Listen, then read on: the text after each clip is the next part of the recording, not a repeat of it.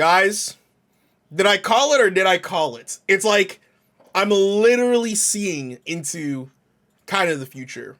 So obviously you can see right here, this is Skill Up's video. Shout outs to him. He got to play, and a bunch of, like gaming website blogs were able to play and are probably uploading their video about this right now. So, of course, if you didn't just see me hit the like button on this video, make sure you guys hit the like button on this video as we're going to be reacting towards it. I'm going to be checking out everything, and I'm going to be covering literally everything about Final Fantasy 16 on this channel. So make sure you guys are subscribed, and as well hit the bell notification as you may be. This is a 35-minute video for Final Fantasy 16. So let's go check it out, and that's it. Please make sure that you guys also check up Skill Up. He will be having a link in the description down below. So please make sure that you guys check him out. This is my reaction towards it. Let's check out the gameplay. All's happening, nerds. Okay, so I've been teasing. I was in Japan last week for a very special, very secret reason. And the title of this video kind of gives it away. But yes, I got to play Final Fantasy 16. Oh, there's Garuda. I got to interview basically the entire and then you can see Clive over there. For like an hour. I even managed to sort of low-key offend Yoshi P, which was definitely a low moment in my career. I'll certainly explain that one later in the video. But first, just some background and particulars about this trip, so you know what it was, what I played, what I can talk about, etc. Okay. Square Enix did not cover my flights or accommodation for this trip. They offered, but I declined and paid my own expenses. That's nothing against Square Enix. I just prefer to avoid that stuff when at all possible. If I can pay my own way to an event, I will. As a result, this video is in no way sponsored or paid for by Square Enix, and they did not give me any that we don't know yet points whatsoever. But we've seen this in an older trailer. This video before it went live. The only thing they asked me not to discuss was some story spoilers I got to see as part of my hands-on time. Of course, of course. More than reasonable. It's fine. I wouldn't have shared that stuff anyway. At the same time, I do talk about some stuff in this video that some people may consider spoilers. Square Enix doesn't consider it spoilers, as they'll work it into their trailers, their gameplay reveals, and general marketing blitz. Right. You may consider it a spoiler. So, if you want to go into this experience completely blind, do not watch this video. Yeah. But if you're okay with recommend, don't watch stuff being shared, then don't worry, I won't overstep the mark. Square have asked me to state that the footage you are seeing is still in development and not representative of the final product. Look at this. Which, again, is very There's Benedicta, and like she's staggered right there. The you are seeing here is not my and she saw Garuda footage, but rather B-roll provided by Square Enix. Oh, I see. This is the section I played through, and the footage that they provided. So this is not my experience. My time at Square Enix. This is not his footage. This is just B-roll footage that Square Enix provided him. So, okay, that's pretty interesting. From Yoshi P himself, translated by Koji Look Fox. at Yoshi P. I didn't even know he dressed like this. 14 fan, I was already fangirling pretty hard at that point. I then got to play 2 hours of the game divided into 3 sections. The first was a simple combat tutorial. The second was set in a castle where I was on the hunt for someone. That culminated in a pretty badass boss battle. The third section was an icon battle where I transformed into Ifrit and did battle with Garuda. Oh, yo, look at this! Style encounters this franchise has ever seen. Look at the game's producer, Yoshi P, the localization lead, Koji Fox, the game's director, Takai-san, and the game's combat designer, Suzuki-san. It was me and another interviewer with that panel for a full hour. It was genuinely fascinating, and I'm so grateful to have been able to have a conversation with these people who are clearly so knowledgeable, so experienced, and so passionate. It was genuinely humbling to meet them face to face. Cool. The final thing I will say before I get into this is that I really liked this video game a lot. But it is important to remember that previews are previews, and just because a preview slice of a game is good doesn't mean the whole game is going to be good. Okay. So we always have to keep our hype in check. At the same time, I think it's perfectly fine to be excited about video games, and I was very excited. This is spoilers from 14 for me. Final Fantasy is such an important series of games, and while there's been some big misfires in the PS3 and PS4 era, the series still means a lot to me, especially as someone who's put a lot of time into Final Fantasy 14. Coming out of that presentation, the hands-on demo, and the interviews that I had, I am more excited for this game than I was before. This is a wildly ambitious entry that seems like not only a direct response to the failures of Final Fantasy 15, sadly, but also seeks to leverage so many of the things that have made Final Fantasy 14 so successful. Spoilers, this game is effectively led by Final Fantasy 14's director, I know that one. Never mind. That's Interestingly, Final Fantasy 16 also seems to be a response to Yoshi P's view of the franchise, which he's described as fossilized in the minds of players. He spoke to me about reaching a new generation of gamers who grew up on first-person shooters and GTA. Really? He says he wants 16 to be the game that restores Final Fantasy to must-buy status. Must buy against the universal success and acclaim of Final Fantasy VII Remake. There are some really big tonal and gameplay shifts here in this package, some of which are sure to displease long-term fans and turn-based purists. This is a full-on real-time action game. The gameplay has been designed by the guy who did Devil May Cry 5's Combat. Yeah. There has never been a Final Fantasy game like this except maybe Stranger of Paradise. So yeah, you can guess why this might be a little divisive. But I can tell you right now, I really liked what I played. It was confronting to see a mainline Final Fantasy game so transformed. Dude, that skill is so cool. I want to see how that actually works in the game. Refusing to sit into familiar categories or buckets, it all starts to make a lot more sense. Final Fantasy 16 is by no means safe. This could all go pear-shaped come launch, absolutely. But for now, I am all in. Oh. Okay. This is Clive fighting a lot of Garuda right now. And a bunch of enemies. Okay.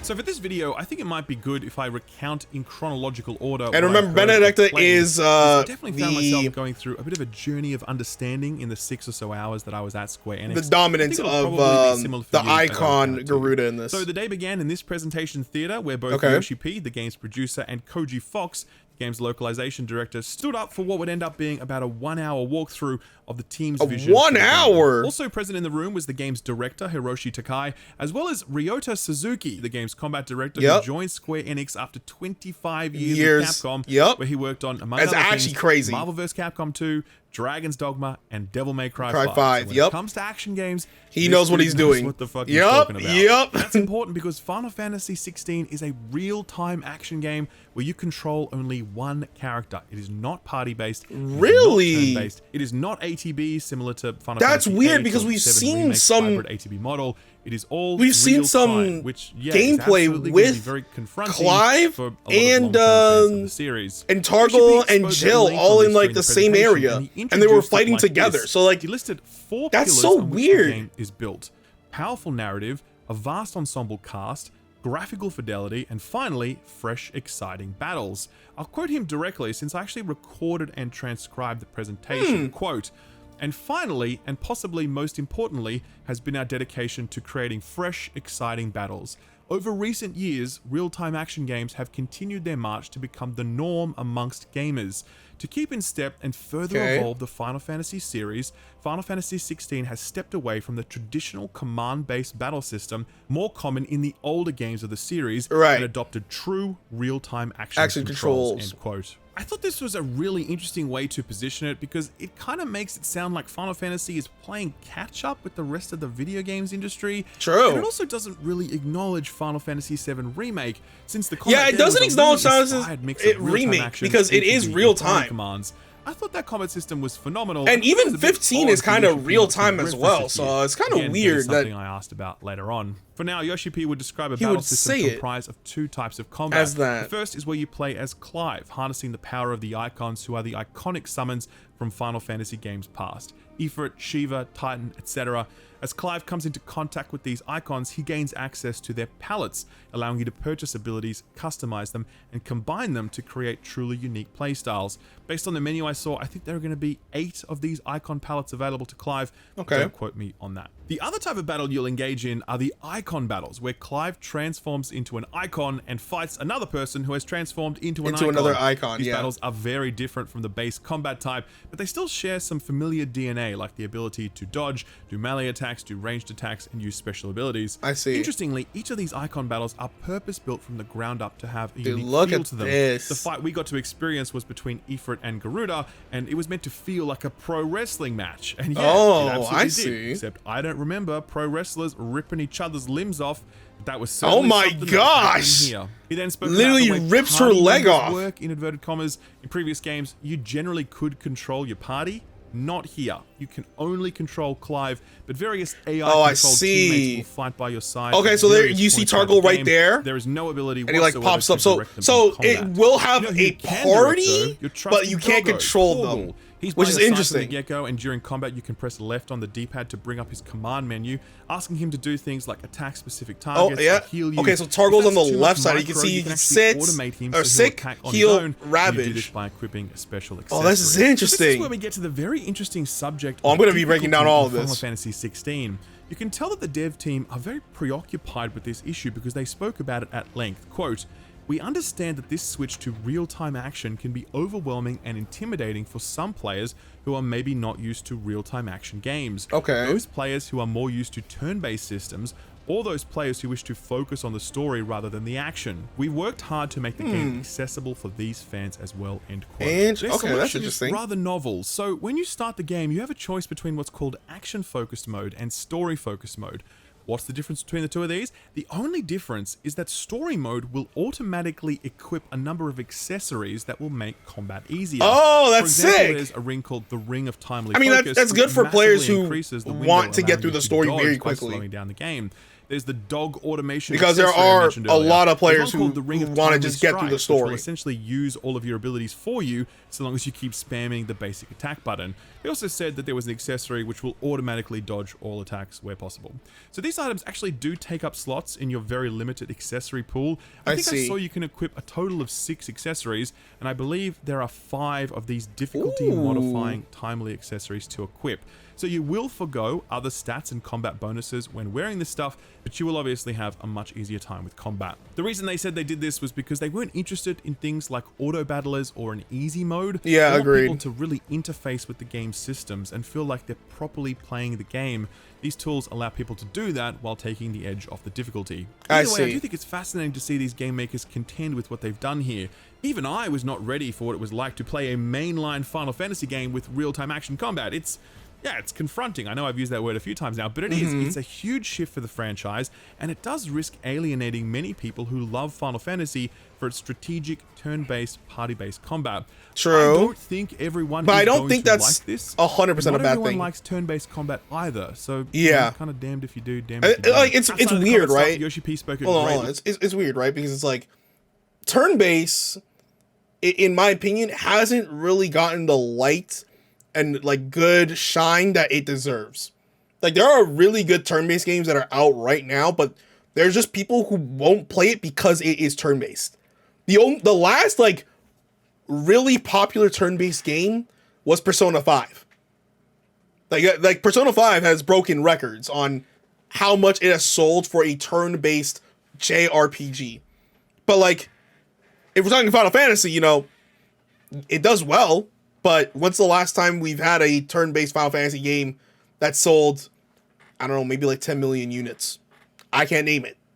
You know, it's kind of hard. So I understand where the team is coming from, but man, it's kind of interesting. I'll probably make a video about this later on as to like why there is no more turn-based in Final Fantasy games. You know, because there's a really good reason for it, and it's not the fact. I don't know. It's just like people won't buy it because it is turn-based. People are bored of turn-based games, you know? Like, for the general public anyways. It sucks that is the way because right now I'm playing probably one of the best turn-based games, which is Octopath Traveler 2. And like, Octopath Traveler 2, while it's a great turn-based game, I don't know how well it is doing within sales numbers. It's probably doing really good, but again, I don't know. So it is what it is. Back to the video. Length about the world, story, and characters of Final Fantasy XVI. He described their narrative ambition, quote, "To return to Final Fantasy's rich high fantasy roots, to tell a story about politics, justice, and values, something that would appeal to younger audiences just stepping out into the world, but also older players who've experienced which means no it Magitech. themselves," end quote. One way this is Definitely achieved no is through the time jumps Magitech. that Final Definitely Fantasy not. 16 employs. The game tells the story of Clive at 3 points in his life, his teenage years, his 3 20s, points? and his 30s, though the teenage years is an extended flashback sequence Really? that sets up the events of the rest of the game. Final Fantasy 16 I remember hearing is about set in the 2, world of 3. Valisthea, That's interesting. A world of rival kingdoms who maintain a delicate peace. The Yep, world's power Valisthea. is dotted by the Again, if you guys want to know any of these like stuff, I've literally covered a lot of this on my channel, so please take the time, check it out. I'll definitely put the playlist in the link in the description down below. Other crystals dotted throughout each kingdom, with some kingdoms more powerful than others due to the density of mother crystals within their borders. These are essentially akin to oil fields, and they are drying up. The resource scarcity is fueling tensions between kingdoms, particularly as they eye a central, neutral kingdom, which contains the largest and most powerful mother crystal of all. There, This yep. delicate piece is maintained by the icons, powerful elemental forces that any Final Fantasy fan is familiar with. Ramuh, Ifrit, Shiva, Garuda, Bahamut, Titan, Odin, and more. These icons are so And powerful more. that they act as a sort of mutually assured destruction. And since any more. one icon is more than enough to lay waste to an entire kingdom. So there In could Final be Fantasy a games potential past, for these more. icons were summons. They were separate from the characters. But here, the icons are embodied in the dominance. People from each Yep. kingdom all blessed or cursed with the power of Power, an icon. yep, They can yep. call upon I've its literally power covered during all of regular this. combat, just as Clive does, but they can also transform into their icon, ready to do battle at the absolute peak of their destructive power. Ooh, This look whole at- story setup, I fucking loved it. I was hanging off every word. The geopolitics, the magic, the environmental allegory of the crystals, these dominants and how they are both slave and master to the icons that are in Yup. charge. Yup. It's just sick. It's really It's- adult. it's really dark, cool. Cool. And Final Fantasy needs to do something like this because this is a very mature franchise at this Yup. point in terms of how old it is, and it's nice to see that Square aren't shying away from pitching something at an adult reading level. Yeah, I'm Yoshi P glad. will go on to provide details about the major characters in the game, but to be perfectly honest with you, I don't think you should look that stuff up. It's not super spoilery, but it's spoilery enough that I kind of wish I met these characters in-game rather than in a PowerPoint slide or in a YouTube video. So I'll leave I'm that gonna for be now, looking it up. and you can get the introduction to these That's characters just me. that I wish I could have had.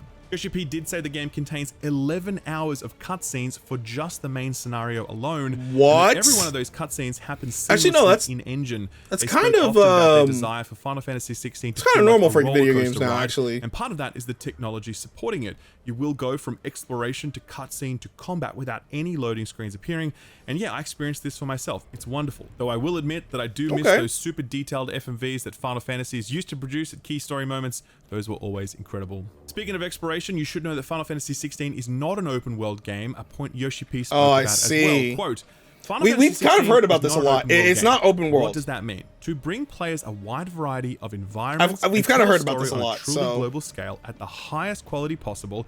Instead of creating a truly open world, we selected several areas that we really wanted to focus on and created those in extreme detail. To make all of those in an open world, we would have needed another 10 years in development time. So instead, we created this hybrid experience. We have several large areas connected by a world map. These areas are still quite expansive and offer opportunities for exploration, end quote. To me, this sounds kind of like Dragon Age Inquisition or God of War, maybe? I don't know, since we couldn't do any exploration during my hands-on session. Yeah. That's my guess. To be perfectly honest, I think there's just am gonna be. I fine think there's with just gonna that. be open world stuff that's shown throughout the game. So it's definitely gonna be I interesting. think we all know the pitfalls associated with most contemporary open world game design.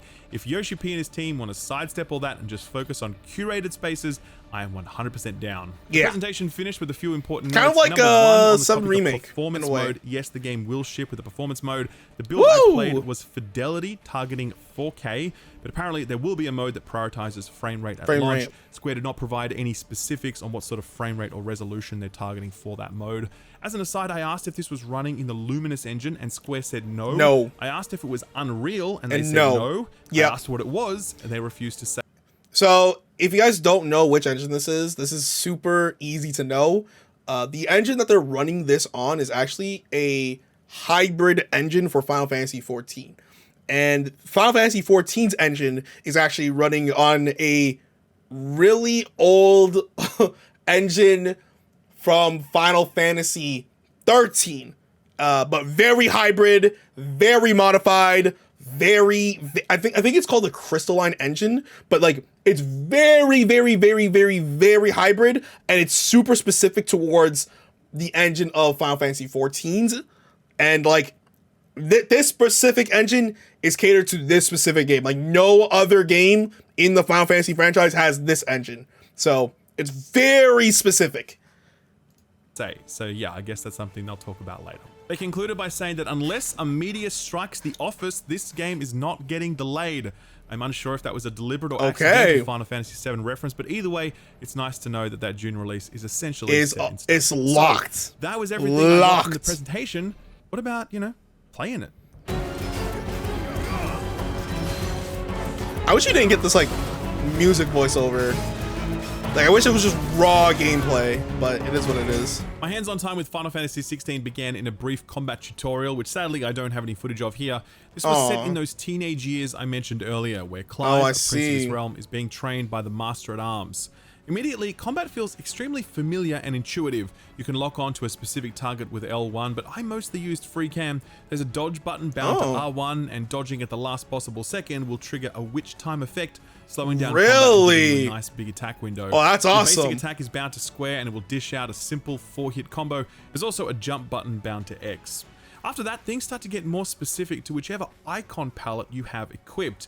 You can have 3 icons equipped at once and cycle between them instantly. Each one gives you a specific movement ability bound to circle. So for example, but how do you get the icons? I will dash forward, but if I have Garuda equipped, I'll actually pull my target towards me. Similarly, there's an icon-specific ranged ability bound to triangle, so for Phoenix, that's a fireball. Doesn't do a lot of damage, but it can be worked into your melee combo for a longer combo string. Oh, I see. That will also buff magic damage. Oh, and you get experience. Look at the right side over there. Where things get really interesting, oh my but gosh. I don't have access to many of them in this combat tutorial. Only one of Phoenix's, which was a sort of fire uppercut.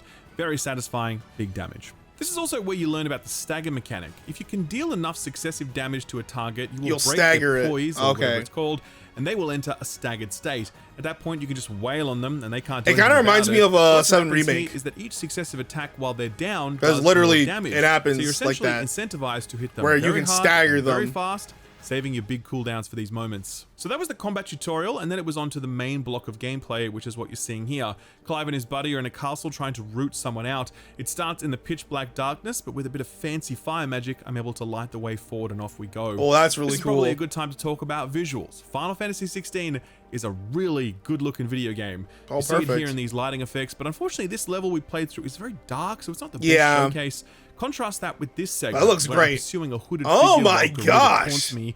The density of the vegetation, the particle effects, the terrain destruction, it's all absolutely superb. And all this was running beautiful, real-time, no trickery whatsoever. Dude, look at the ground, the tiles and everything look... I'm very confident that Final Fantasy look XVI insane. I will say, though, that the motion blur was kicking in really hard whilst playing, and it was terrible. The build was not finalized, and I don't know how much optimization has gone into it versus what will be in the final product. But yeah, the motion blur was so bad that there's no way in hell I would be playing the 4K mode.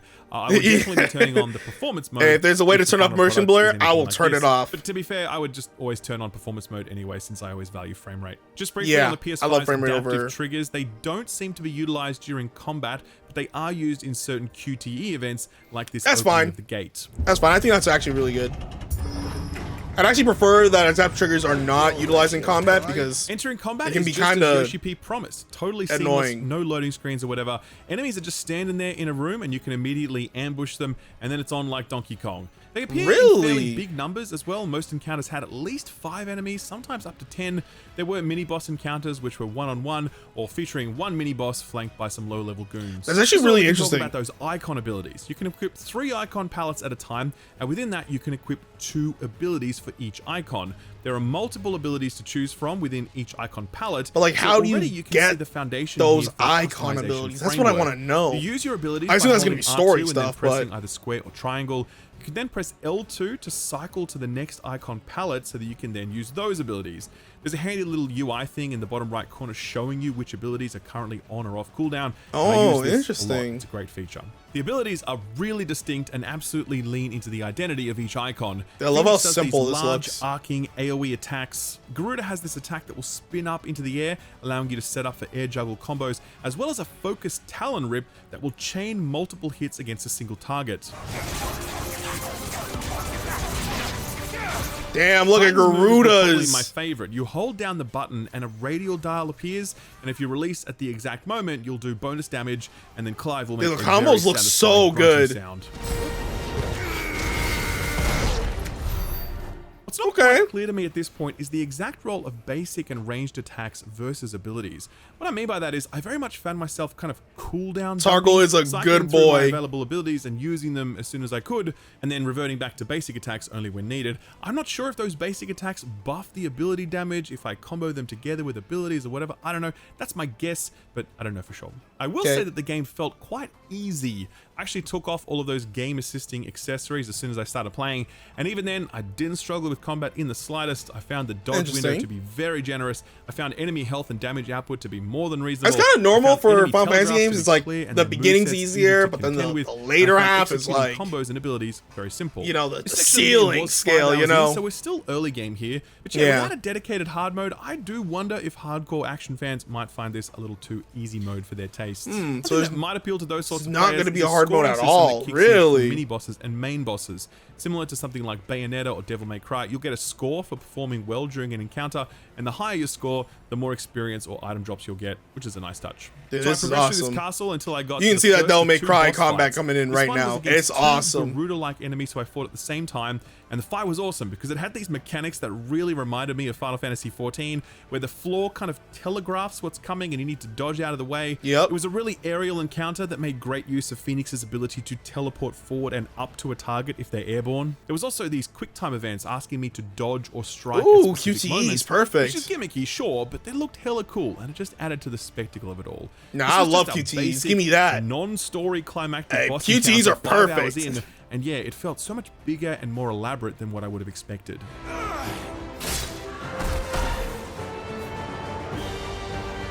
And this boss fight was then followed up by another fight straight after, this time with one of the Dominants themselves channeling Garuda's power, and Garuda, not actually transforming into Garuda. Again, it was an absolute it's like showdown. She's not actually Garuda yet. Soken's music blaring in the background. And look, for those of you who have never played Final Fantasy XIV before, that name's not going to mean anything to you. Oh yeah, but Soken, oh my god, is everything. Because during his time with 14, he has created one of the most iconic catalogs of one of music the best across all of video games. Literally, Final Fantasy 16, and yeah, man, this guy's just a fucking genius.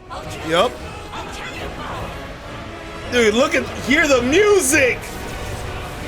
Dude, Soken is so good at what he does. This battle concluded with some melodrama, and I guess it's a good opportunity to talk about narrative, tone, and voice talent in Final Fantasy XVI. Sure. After I interviewed localization director Koji Fox, I went up to him to thank him for his work on Final Fantasy XIV, because one of the reasons that game works as well as it does here in the West is that it has an absolutely flawless localization. Not just a straight translation. Oh, there's Lise. Like oh man, Stormblood. That includes turns of phrase or idioms that only work in English, and a lot of that stuff can be spoilers. I'm still on Stormblood. The script was written by someone else in Japanese, someone named Kazutoyo Maehiro. Koji Fox was sitting next to him while he was doing it, and they were constantly having this back and forth. Koji then translated the final script into English, and he then personally led the motion and lip sync capture sessions, which were conducted in English.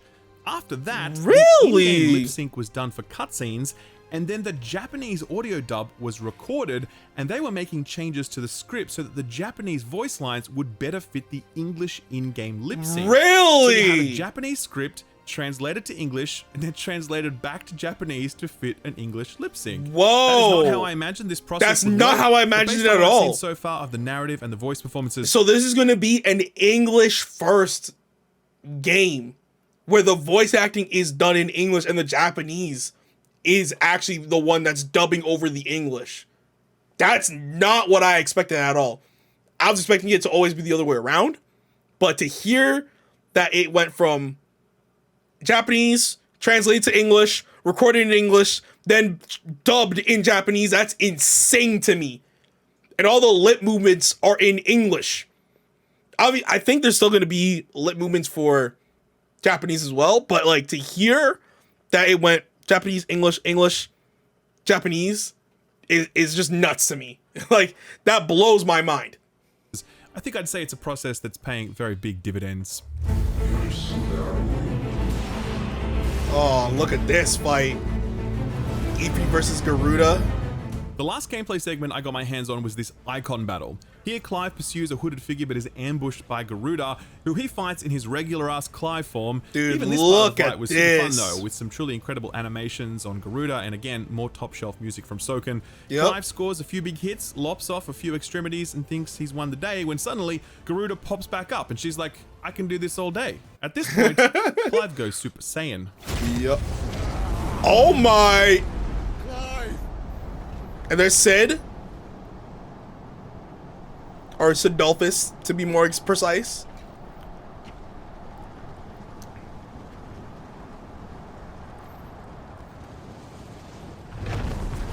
And he's also an icon, by the way. Make sure you guys know that. So I wonder if we're going to be able to play as him or with him. It definitely seems like he's in the party in some scenes, so we're definitely going to give him some commands, I assume.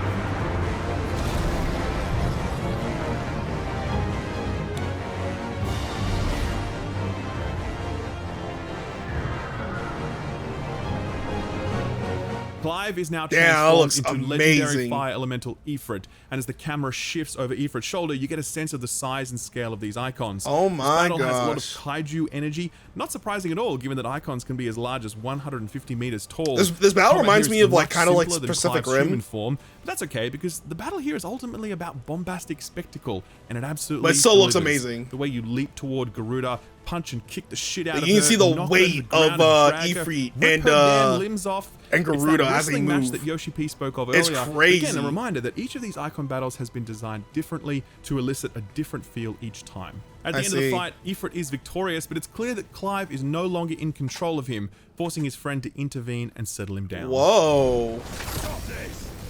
And there it is. There's his icon powers coming out. Ramah.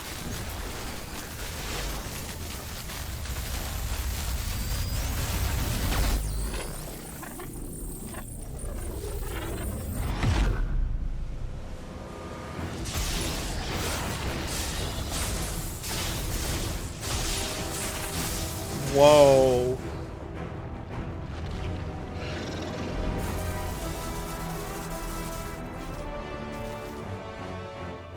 Dude, Ramah looks so awesome.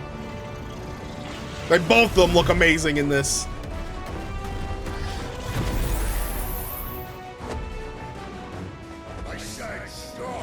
He's way up. In the sky. Yup.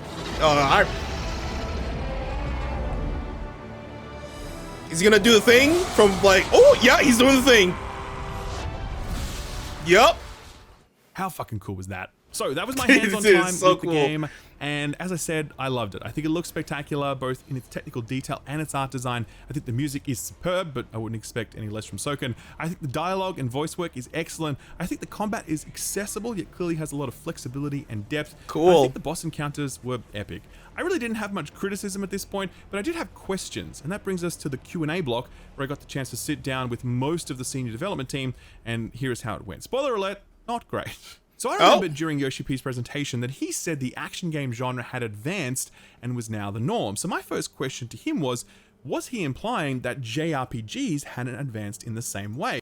Okay, so I only want to react to the gameplay of this, and it seems like he's getting into the interview section of this. So if you guys actually want to go watch this, make sure you guys check up Skill Up for a whole video, as it was literally posted right now.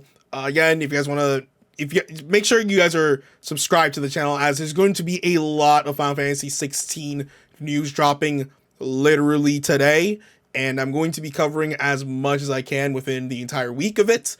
I'm definitely going to be picking up a lot of the interview stuff that we can definitely see, and honestly, today is literally like Christmas for Final Fantasy fans. So yeah, but without further ado, guys, thank you so much for watching. Thank you so much for just checking out the video in its entirety. Massive shout out to Skill Up. Please make sure you guys go watch it. Make sure you subscribe to him as well. And I will see you guys literally in the next video. I'll catch you soon. Bye-bye.